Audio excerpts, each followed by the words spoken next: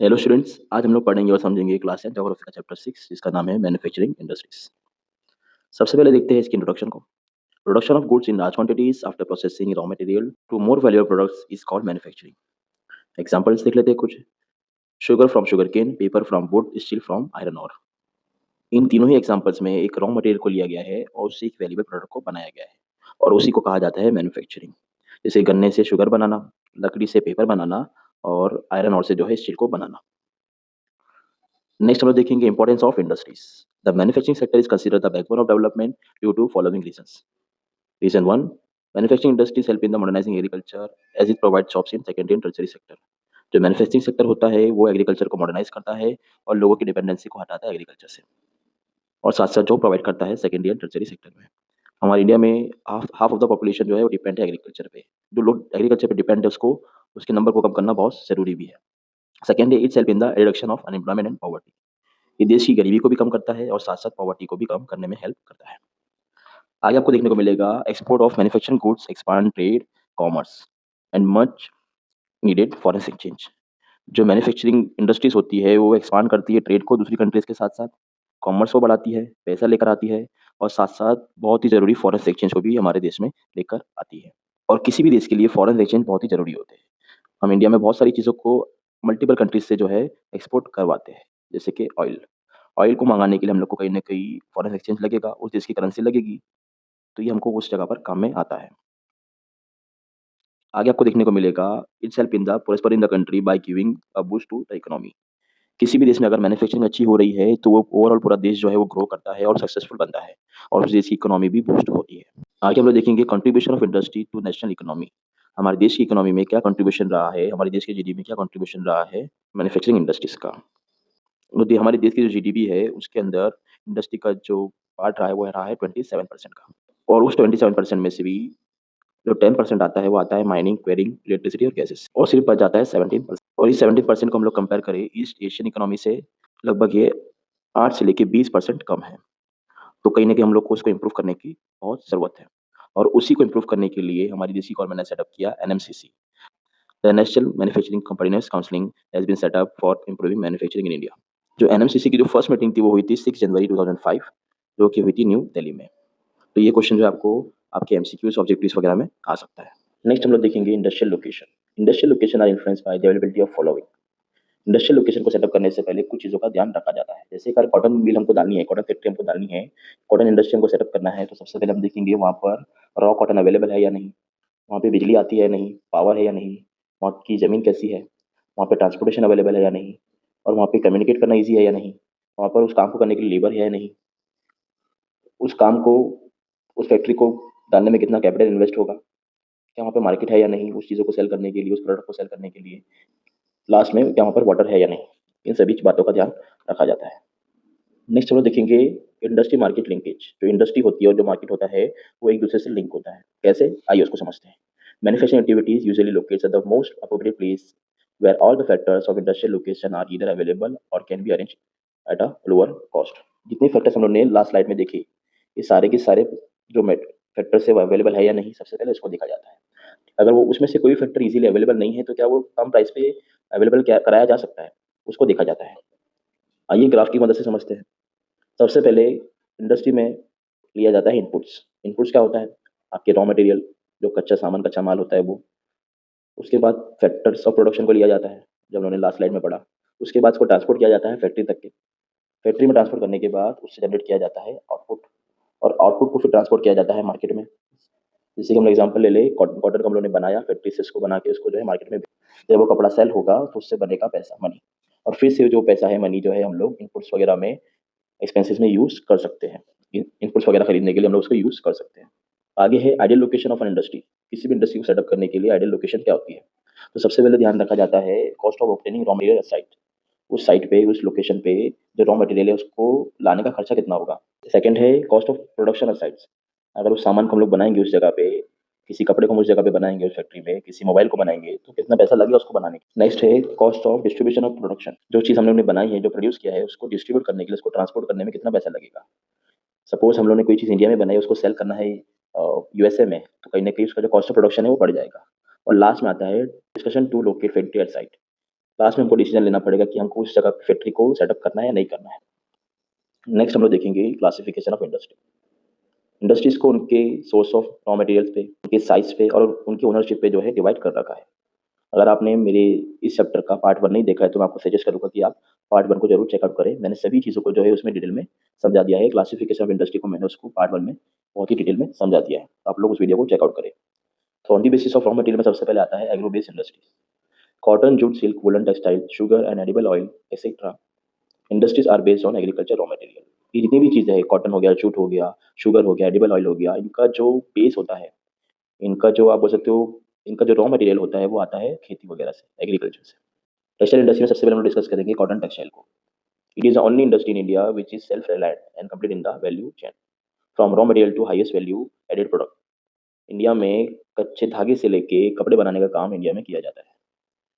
तो ये जो इंडस्ट्री है वो सेल्फ रिलायंट है, पूरी तरीके से आत्मनिर्भर है और कंप्लीट है। कंप्लीट वैल्यू चेन इसमें की जाती है। कॉटन उगाने से लेके धागा बनाने के प्रोसेस से लेकर कपड़ा बनाने का प्रोसेस पूरा का पूरा इंडिया में इजीली हो जाता है। It contributes the industrial production, employment generation and foreign exchange earning. हमारे देश के जो कपड़े होते हैं वो मल्टीपल कंट्रीज में सेल होते हैं, जो कि हमारे लिए फॉरेन एक्सचेंज। और साथ साथ इस काम को करने के लिए हमको लोग चाहिए होते हैं। तो जो कॉटन टेक्सटाइल होता है वो एम्प्लॉयमेंट को भी जनरेट करता है। The first successful textile mill was setup in Mumbai in 1859। Mumbai में 1859 में जो है पहली बार जो है कॉटन टेक्सटाइल इंडस्ट्री को सेटअप किया गया था। तो ये भी आपका एक मार्क्स का क्वेश्चन हो सकता है आपके एमसीक्यूज वगैरह में। नेक्स्ट हम लोग देखेंगे value addition in textile industries, कैसे जो है वैल्यू एड की जाती है टेक्सटाइल इंडस्ट्रीज में। तो इंडिया में रॉ फाइबर से लेके स्पिन बनाने का प्रोसेस, फिर स्पिनिंग से यान धागे बनाने का प्रोसेस, यान से फिर वेविंग उसकी बुनाई करने का प्रोसेस, उसके बाद उससे वेविंग से फैब्रिक कपड़ा बनाने का प्रोसेस, कपड़े के बाद उससे डाइंग करने के बाद उसको फिनिश करने का मतलब उसको प्रिंट करने का भी जो काम है वो इंडिया में किया जाता है। और उसके बाद उस फैब्रिक से जो है डाइंग करने के बाद प्रिंट करने के बाद उसको सिला जाता है। तो पूरा का जो प्रोसेस है, पूरा का पूरा जो वैल्यू एडिशन का जो प्रोसेस है वो पूरा का पूरा इंडिया में हो जाता है। इसलिए मैंने आपको लास्ट स्लाइड में बोला था, it is the only industry in India which is self reliant and complete in the value chain. It supports many other industries such as chemical and dyes, packaging materials and engineering works. जो cotton textile industries होती है वो chemical industry को भी support करती है, dice industries को भी करती है, कपड़े को पैक करने के लिए पैकेजिंग मटेरियल रखते हैं उस इंडस्ट्री को भी सपोर्ट करती है। और जो इंजीनियरिंग वर्क्स होते हैं जैसे मशीनें बनाना कपड़े बनाने के लिए, ठीक है, सिलाई मशीन बनाना, इन सभी इंडस्ट्रीज को भी ये सपोर्ट करता है। आगे हम लोग देख लेते हैं इंडिया में कहाँ कहाँ पर जो है कॉटन टेक्सटाइल इंडस्ट्रीज एक्टिव है, कहाँ कहाँ पे इसकी जो है इसका वर्क किया जाता है। तो आपको मेनली देखने को मिलेगा गुजरात में अहमदाबाद, राजकोट, वडोदरा, सूरत, मुंबई, इंदौर, सोलापुर, कोयम्बतूर, चेन्नई, कोलकाता। नेक्स्ट हम लोग देखेंगे जूट टेक्सटाइल्स को। India is the largest producer of jute and goods. Most of the mills are located in the West Bengal, mainly along the banks of Hooghly River. जो इंडिया में जो जूट टेक्सटाइल्स है वो mainly आपको देखने को मिलेगी हुगली रिवर के बैंक्स पे, उसके आजू बाजू के इलाकों पर। साथ साथ इंडिया में जो रॉ जूट होता है कच्चे जूट से लेके जो जो जूट गुड्स होते हैं जैसे क्लोथ्स, कोनी बैग्स, रोप्स, मैट्स, कारपेट, ये सभी जो है इंडिया में बनाए जाते हैं। The first jute mill was setup near Kolkata in 1855 at Rishra. National jute policy in 2005, 2005 में एक नेशनल जूट पॉलिसी लाई गई थी to improve demand, to increase productivity, to improve quality, to ensure good prices, to ensure yield per hectare. Jute की demand को बढ़ाने के लिए, उसकी प्रोडक्टिविटी को बढ़ाने के लिए, उसकी क्वालिटी को इम्प्रूव करने के लिए, साथ साथ जो लोग उसको बना रहे हैं जूट फैक्ट्री में उनको अच्छे प्राइसेस मिले, इन सभी बातों का उसमें ध्यान रखा गया था। नेक्स्ट है mineral based industries. Industries that use minerals and metals as a raw materials are called mineral based industries. ऐसी इंडस्ट्रीज जो मिनरल्स और मेटल्स को as a raw material use करती है उसी को बोला जाता है mineral based industry. Mineral based industry में सबसे पहले हम लोग देखेंगे आयरन एंड स्टील इंडस्ट्रीज को। आयरन इंडस्ट्री होती है वो एक बेसिक इंडस्ट्री है और साथ साथ ये सभी प्रकार की हैवी मीडियम लाइट मशीनरी को बनाने में हेल्प करती है। जिससे कि आप इस फोटो में ट्रक को देख सकते हो, तो ट्रक एक हेवी व्हीकल है, तो इसको बनाने के लिए भी कहीं ना कहीं आयरन और स्टील का यूज़ किया गया होगा। आपकी कार बाइक जो मीडियम साइज़ की होती है उसको भी बनाने के लिए भी यूज़ किया गया होगा। आपके जो मोबाइल्स वगैरह होते हैं, कंप्यूटर्स वगैरह होते हैं, इन पार्ट्स को भी बनाने के लिए कहीं ना कहीं आयरन और स्टील का यूज़ किया गया होगा। आगे आपको देखने को मिलेगा it's consider as heavy industry because all the materials as well as finish goods are heavy bulky including heavy transportation cost. जितनी प्रोडक्ट आयरन से निकलते हैं, आप इस फोटो में भी देख सकते हो कैसे जो है ये प्रोडक्ट जो है इतने हैवी है। जो आयरन की शीट्स बनाई है, स्टील की शीट्स जो यहाँ पे बनाई है वो कितनी हैवी आप यहाँ पर देख सकते हो। तो कहीं ना कहीं इनको ट्रांसपोर्टेशन का कॉस्ट भी बढ़ेगा, और इसको हैवी इंडस्ट्री में भी कंसिडर किया जाता है। आज हम लोग देखेंगे problem in iron and steel industries. कौन कौन सी प्रॉब्लम्स आयरन और स्टील इंडस्ट्रीज को फेस करने को मिलती है। फर्स्ट है इसमें high cost and limited availability of cooking oil. लोहे को गर्म करने के लिए, आयरन ओर को गर्म करने के लिए कहीं न कहीं कोयला लगता है और कोयला जो आता है वो हाई कॉस्ट पे आता है, साथ-साथ उसकी जो अवेलेबिलिटी होती है वो भी बहुत लिमिटेड है। सेकंड है लोअर प्रोडक्टिविटी ऑफ लेबर। जो इंडियन लेबर्स है वो कहीं न कहीं इतनी प्रोडक्टिविटी जनरेट नहीं कर पाते, जितनी करना चाहिए। थर्ड है इनरेगुलर सप्लाई ऑफ एनर्जी। बार-बार बिजली कट होने की वजह से भी जो है असर पड़ता है आयरन और स्टील इंडस्ट्रीज़ पे। फोर्थ है पुअर इंफ्रास्ट्रक्चर। हमारे इंडिया का जो इंफ्रास्ट्रक्चर है, रोड हो गए, आपके ट्रक्स वगैरह हो गए, आपके रेल नेटवर्क्स हो गए, वो कहीं न कहीं बहुत वीक है। कहीं न कहीं वो सपोर्ट नहीं कर पाते आयरन और स्टील इंडस्ट्रीज़ को। अगर वो अच्छे होते तो हम लोग और भी ज़्यादा प्रोडक्शन निकाल सकते थे या निकाल सकते हैं। आज हम लोग देखेंगे iron and steel plant in India. India में बहुत सारी लोकेशंस पे मेनली आपको जो आपका झारखंड और उड़ीसा बेल्ट है, वहाँ पर बहुत सारी अलग-अलग मल्टीपल इंडस्ट्रीज़ देखने को मिल जाएगी आयरन और स्टील की। आगे हम लोग देखते हैं aluminium smelting. Aluminium smelting is the second most important metallurgical industry in India. Iron और स्टील के बाद सेकंड नंबर पे जो मेटलर्जिकल इंडस्ट्री है, जो धातु से चीज़ें बनाई जाती है, उसमें आता है aluminium smelting. It is used to manufacture aircraft, utensils, wires. इसको प्लेन बनाने में यूज़ किया जाता है। साथ-साथ आपके जो घरेलू बर्तन आते हैं, उनको बनाने में यूज़ किया जाता है। वायर को बनाने में यूज़ किया जाता है। Bauxite is the raw material used in the smelters. Aluminium की कुछ अच्छी प्रॉपर्टीज़ भी होती है, उसको भी डिस्कस कर लेते हैं। Light in weight, resistant to corrosion, a good conductor of heat, malleable, become strong when it's mixed with other metals। वजन में हल्का होता है ये, इसमें जंग नहीं लगता। इसका हीट जो है अच्छे से ऑब्जर्व कर लेता है, ऊष्मा का अच्छा चालक होता है। मेलेबल होता है, तन्य होता है, आसानी से आकार बदल सकता है। और अगर इसको हम लोग ने अन्य धातु के साथ मिलाया तो ये और भी मजबूत हो जाता है। आपके घर में आप जो एसी देखते हो और जो आप कोल्ड ड्रिंक पीने के लिए कैन्स यूज़ करते हो, फॉइल पेपर्स हो गया, सोलर सोलर पैनल हो गया, एल्यूमीनियम की ट्रेस हो गई, आपके जो बॉटल के जो टॉप्स आते हैं, आपके जो पॉट्स एंड पैन्स होते हैं, ये भी एल्यूमीनियम से ही बनाए जाते हैं। नेक्स्ट हम लोग डिस्कस करेंगे process of manufacturing in aluminium industries. कैसे जो एल्यूमीनियम को बनाया जाता है, तो सबसे पहले माइनिंग की जाती है बॉक्साइट की, उसके बाद रिफाइन किया जाता है एल्यूमीनियम को और फिर उसके बाद स्मेल्ट किया जाता है एल्यूमीनियम को और तब जाके रेडी होता है हमारा फाइनल प्रोडक्ट। एल्यूमीनियम को बनाने के लिए लगभग 4 से 6 टन जो है बॉक्साइट लगता है, 2 टन्स ऑफ एल्यूमीनियम लगता है और तब जाके रेडी होता है 1 टन एल्यूमीनियम। आगे हम लोग समझेंगे केमिकल इंडस्ट्रीज़ को। The chemical industry comprises both large and small scale manufacturing units. जो केमिकल इंडस्ट्रीज़ होती है वो लार्ज स्केल पे भी की जाती है और स्मॉल स्केल इंडस्ट्रीज़ में भी की जाती है। Rapid growth has been recorded in both inorganic and organic sectors. दोनों ही सेक्टर्स में, दोनों ही ऑर्गेनिक, इनऑर्गेनिक दोनों ही सेक्टर्स में रैपिड ग्रोथ देखने को मिली है पिछले कुछ सालों में। और कुछ इनऑर्गेनिक केमिकल्स को हम लोग डिस्कस कर लेते हैं। तो सबसे पहले आपको देखने को मिलेगा सल्फर एसिड, जिससे फर्टिलाइजर्स बनाए जाते हैं, बैटरीज बनाने के लिए काम में लिया जाता है। नाइट्रिक एसिड एक्सप्लोसिव बनाने के लिए, फर्टिलाइजर्स बनाने के लिए काम में लिया जाता है। एल्केलिस सोप बनाने में, डिटर्जेंट बनाने में काम में लिया जाता है। सोडा एस ग्लास पेपर बनाने में यूज़ किया जाता है। कॉस्टिक सोडा आपका साबुन बनाने में और टेक्सटाइल्स इंडस्ट्रीज में भी इसको यूज़ किया जाता है। नेक्स्ट हम लोग देखेंगे fertilizer industry. The fertilizer industries are centred around the production of nitrogen fertilizers, phosphatic fertilizers and complex fertilizers. Fertilizers आप लोग मेनली देखते हो कि खेती वगैरह में यूज़ को किया जाता है। Major contribution states producing about half of the total fertilizers. ये कुछ स्टेट्स है जो लगभग 50% फर्टिलाइजर्स बनाते हैं। गुजरात, तमिलनाडु, उत्तर प्रदेश, पंजाब, केरला। आगे हम लोग डिस्कस करते हैं सीमेंट इंडस्ट्री को। Cement industry is essential for construction activities such as building houses, factories, bridges, roads, airport, dams and other commercial activities. जो सीमेंट इंडस्ट्री होती है वो बहुत ही ज़रूरी होती है बिल्डिंग बनाने के लिए, फैक्ट्री बनाने के लिए, ब्रिज बनाने के लिए, रोड, एयरपोर्ट बनाने के लिए, डैम्स बनाने के लिए। दिस इंडस्ट्री रिक्वायर्स बल्कि and heavy raw materials. Cement को बनाने के लिए कुछ बल्कि और हैवी जो है रॉ मटेरियल लगते हैं, जैसे लाइमस्टोन, चूना पत्थर हो गया, सिलिका हो गया, जिप्सम हो गया। इन सभी का इसमें यूज़ किया जाता है सीमेंट को बनाने के लिए। First cement plant was set up in Chennai in 1904। 1904 में जो है पहला सीमेंट का जो प्लांट है उसको सेटअप किया गया था चेन्नई में। आगे हम लोग देखेंगे ऑटोमोबाइल इंडस्ट्रीज को। This industry deals with the manufacturing of trucks, buses, cars, motorcycle, scooters, three wheelers, four wheelers and multiple vehicles.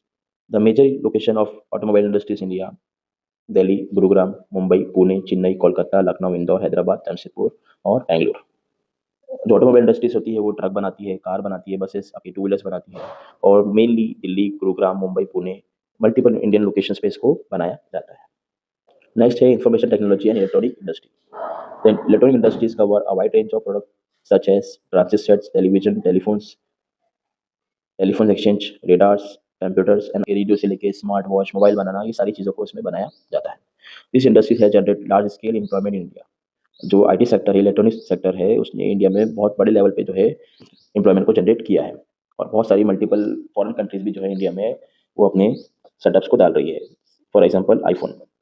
Bangalore is also known as electronic capital of India. तो ये आपको as a fill in the blanks या objectives में पूछ सकता है। तो बैंगलोर जो है इलेक्ट्रॉनिक हब है, कैपिटल है इंडिया का। इस मैप में आप देख सकते हो इंडिया में कहाँ-कहाँ पर IT and electronic sectors available है। नोएडा, गांधीनगर, मुंबई, पुणे, हैदराबाद, चेन्नई, बेंगलुरु। आगे हम लोग देखेंगे industrial pollution and environmental degradation. Manufacturing की वजह से कहीं न कहीं बहुत सारे एनवायरमेंटल डिग्रेडेशंस भी होते हैं, एनवायरमेंट को हार्म भी होता है, हमारे पर्यावरण को असर पड़ता है और उसके 4 मेन कारण हैं। सबसे पहले air pollution, second water pollution, third thermal pollution, fourth noise pollution. आइए इनको एक-एक करके डिटेल में पढ़ते हैं। सबसे पहले देखते हैं एयर पॉल्यूशन को। आइए इसके कॉजेज़ को देखते हैं। Air pollution is caused bye presence of high proportion of undesirable gases such as sulphur dioxide and carbon monoxide. हवा में सल्फर डाइऑक्साइड का होना, कार्बन मोनोऑक्साइड का होना, ये कहीं न कहीं हार्मफुल होता है हमारे लिए। स्मोक इज़ इमिटेड बाय, कहाँ से ये स्मोक आता है, कहाँ से एयर पॉल्यूशन आता है? केमिकल फैक्ट्रीज़ से आता है, पेपर फैक्ट्रीज़ से आता है, ईंटों के भट्टे से आता है, स्मेल्टिंग प्लांट से आता है, धातु जहाँ पर गलाने का काम किया जाता है वहाँ से आता है। अब इससे इफ़ेक्ट क्या होते हैं? It's affects human health, harms animal, ये नुकसान पहुँचाता है जानवरों को भी। डैमेज प्लांट्स, पौधों को भी नुकसान पहुँचाता है। Weakness building, polluted the atmosphere, ये जितना भी वायुमंडल है हमारा, आस-पास के जो पर्यावरण है उसको कहीं न कहीं पूरी तरीके से ये पोल्यूट कर देता है। नेक्स्ट हम लोग देखेंगे वाटर पॉल्यूशन। सबसे पहले इसके कॉजेज़ देख लेते हैं। Water pollution is caused by organic and inorganic industrial wastage effluents discharge into rivers. बहुत सारी कंपनीज़ क्या करती है, जो उनका जो गंदा पानी होता है, उसको बिना फ़िल्टर किए जो है छोड़ देती है रिवर्स में और उससे जो है वाटर पोल्यूट होता है। कौन सी इंडस्ट्री जो है ज़्यादा वाटर पोल्यूट करती है? Paper and pulp industries, chemical industries, textile industries, petroleum refineries, tanneries, electro planting industries. कागज़ बनाने से लेके धातु बनाने वाली जो इंडस्ट्रीज़ होती है, चमड़ा बनाने वाली, पेट्रोलियम को रिफाइन करने वाली, ये सभी इंडस्ट्री जो है वाटर को पोल्यूट करती है। आगे हम लोग देख लेते हैं थर्मल पॉल्यूशन को। सबसे पहले इसके कॉजेज़ को जान लेते हैं, किस कारण से ये होता है। Thermal pollution of water occurs when hot water from factories and thermal plants is drained into rivers, ponds before cooling. गर्म जो धुआं होता है उसको और गर्म पानी को जो है बिना ठंडा किए जो छोड़ा जाता है उसी से क्रिएट होता है thermal pollution. Waste from nuclear power plant, जो परमाणु ऊर्जा के जो प्लांट्स होते हैं तो वहाँ से जो वेस्ट निकलता है उससे भी थर्मल पॉल्यूशन बढ़ता है। Nuclear and weapon production facilities, जहाँ पर वेपन बनाए जाते हैं, हथियार बनाए जाते हैं, न्यूक्लियर एक्टिविटीज़ की जाती है, न्यूक्लियर वेपन बनाए जाते हैं, उनसे भी जो है पॉल्यूशन, थर्मल पॉल्यूशन बढ़ता है। इससे कॉजेज़ क्या होता है? इससे खतरा होता है कैंसर होने का और साथ-साथ जो है जन्म दोष, बर्थ डिज़ीज़ का भी इसमें खतरा रहता है। नेक्स्ट हम लोग देखेंगे नॉइज़ पॉल्यूशन को। शुरुआत करते हैं इसकी डेफिनिशन से। Noise pollution is the propagation of noise with the harmful impact on the activities of human और एनिमल लाइफ। इंसानों द्वारा नॉइज़ क्रिएट की जाती है अलग-अलग कारणों की वजह से, उसी से बनता है नॉइज़ पॉल्यूशन, उसी से क्रिएट होता है नॉइज़ पॉल्यूशन। अब इससे इफ़ेक्ट क्या होते हैं? सबसे पहले कॉजेज़ इरिगेशन, चिड़चिड़ापन होने लग जाता है। इंसान जब तेज़ आवाज़ सुनता है तो उसको कहीं न कहीं चिड़चिड़ापन होता है। लीड्स टू एंगर, इंसान में क्रोध आ जाता है, गुस्सा जल्दी करता है इंसान। रिजल्ट इन हियरिंग इम्पेयरमेंट, उसकी जो सुनने की क्षमता होती है वो कहीं न कहीं कम हो जाती है और बहरापन भी हो सकता है। Increase heart beat, raises blood pressure, हमारा जो ब्लड प्रेशर होता है इसको भी इंक्रीज़ करता है। लास्ट में देखेंगे कंट्रोल ऑफ एनवायरमेंटल डिग्रेडेशंस, जो भी मैन्युफैक्चरिंग इंडस्ट्री से जो है, जो एनवायरमेंटल डिग्रेडेशंस हो रहा है उसको कैसे कंट्रोल किया जा सकता है। Waste to reduce industrial pollution, तो पहले आपको देखने को मिले maximizing the use of water by reusing and recycling, हम वाटर को जो है रीयूज़ कर सकते हैं और उसको रिसाइकिल कर सकते हैं। नेक्स्ट इसमें है harvesting rain water to meet water requirements, rain water harvesting technique हम लोग यूज़ कर सकते हैं हमारी पानी की ज़रूरत को पूरा करने के लिए। थर्ड है इसमें treating hot water and influent before releasing them in river and ponds, जो गर्म पानी होता है उसको कहीं न कहीं पॉन्ड्स में या रिवर्स में डिस्चार्ज करने से पहले हम लोग को उसको ठंडा कर लेना चाहिए। फोर्थ इसमें देखने को मिलेगा आपको reducing particle matters in the air by fitting smoke sticks in factories with, कुछ फ़िल्टर्स आते हैं जो हवा को फ़िल्टर करते हैं फैक्ट्री से निकलने से पहले। आगे है reducing smoke by using oil gas instead of कोयल इन फैक्ट्रीज, हम लोग ऑयल को और गैसेज़ को यूज़ कर सकते हैं कोयले के बदले, ताकि जो एयर पॉल्यूशन है वो कम हो। Redesigning machinery to increase energy efficiency and reduce noise, हम लोग जो है हमारी जो मशीन्स है हमारी फैक्ट्रीज़ में, मैन्युफैक्चरिंग इंडस्ट्रीज़ में उसको फिर से डिज़ाइन कर सकते हैं और साथ-साथ जो है उसकी जो नॉइज़ होती है उसको भी रिड्यूस कर सकते हैं। और साथ-साथ उसको ऐसे डिज़ाइन कर सकते हैं कि वो जो एनर्जी होती है वो कम कंज़्यूम करे, कम एनर्जी में ज़्यादा प्रोडक्शन दे। तो यहाँ पर हमारी वीडियो खत्म होती है, ये चैप्टर खत्म होता है। आप वीडियो को लाइक कर दीजिए, कमेंट कर दीजिए, सब्सक्राइब कर दो और अपने दोस्तों के साथ, अपने फ्रेंड्स के साथ में इसको शेयर करना ना भूलें। Thank you. Bye, signing of.